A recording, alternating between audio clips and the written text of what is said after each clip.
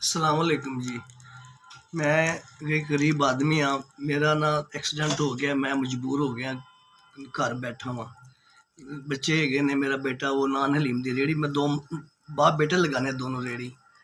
बस रमज़ान की वजह तो काम बंद हो गया। मैं इस टाइम 3 बच्चियां मेरियां ने और मैं हैगा वां।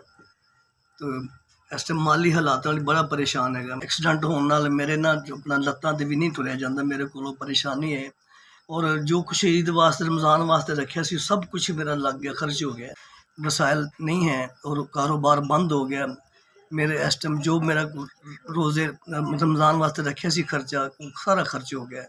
सिर्फ खर्च हो गया सारा एक्सीडेंट की वजह तो।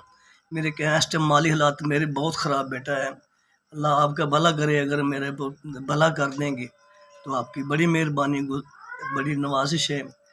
अस्सलाम वालेकुम SVS जनाब, मैं आपका बहुत मशकूर हूँ, शुक्रगुज़ार हूँ कि आपने मेरी मदद की मुश्किल वक़्त में।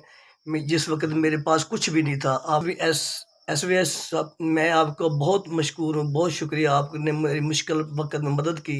अल्लाह ताला आपको ज़्यादा दे, आपके रिज़्क़ में बरकत दे, ज़िंदगी दे, अल्लाह खुशियाँ रखे। बहुत SVS जिस तरह मेरी आपने मदद की, आपको अल्लाह दिन दुगनी तरक्की दे और आपको गरीबों की मदद करने की और तौफीक दे, और हमारे जैसे गरीबों की मदद की।